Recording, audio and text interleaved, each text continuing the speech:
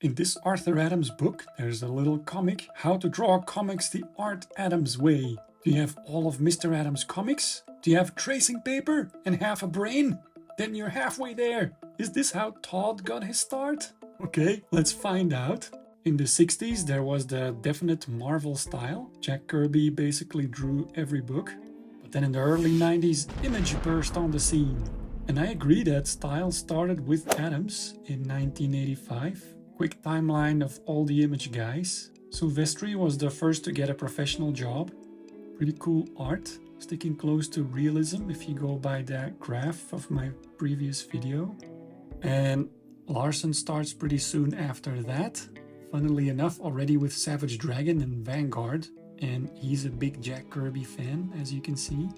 Then Todd McFarlane's first work in Coyote. Still a bit green when it comes to perspective, but making up for it with detail and style.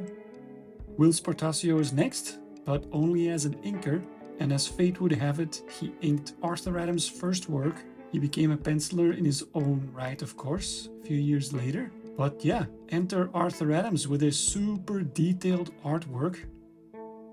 Magnificent indeed.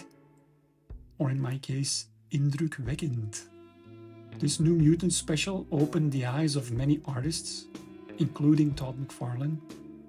But then Jim Lee arrives on the scene in '87, with his style pretty close already to what it became later. Great anatomy and layouts. Then a year later, Portacio gets to draw Punisher and add some manga to Jim Lee's style.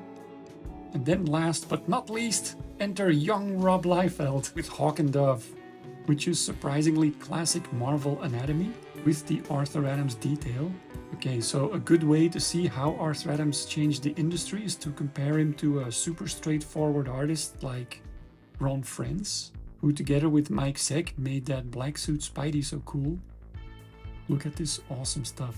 Classic 8-head body proportions. And then if it's a black suit, that one side blue shadow. And yeah, actually great comics. A lot of camera changes, great flow in the action. But then compare it to Arthur Adams. That's some next level new stuff right there. Okay, I know this Ron Frenz cover is an homage, so let's not judge him solely on that. But yeah, from this comparison you can see Adams does more dramatic curves. Very thin ankles. Also the traps and shoulders very sharp. Reminds me of fighting in the shade. Even more of a difference is in the women. Here's Ron Frenz with head-turning MJ. And Arthur Adams's curves. More dramatic again, even in just a standing pose.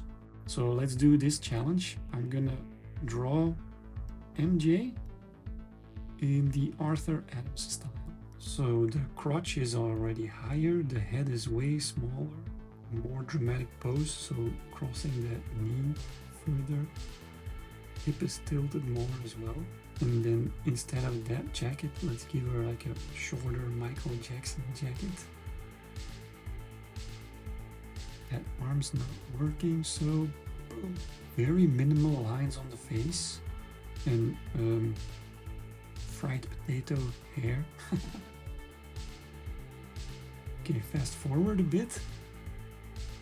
Legs not working out.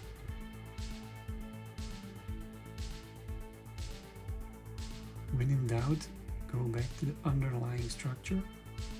Go on a diet, MJ. Yes, perfect. Classic versus new wave. And definitely a precursor to the style of the Image guys. Yep, the missing link, Arthur Adams. Let me know what you guys think. Is the missing link George Perez or somebody else? Drop a like if you like this video and catch you next time.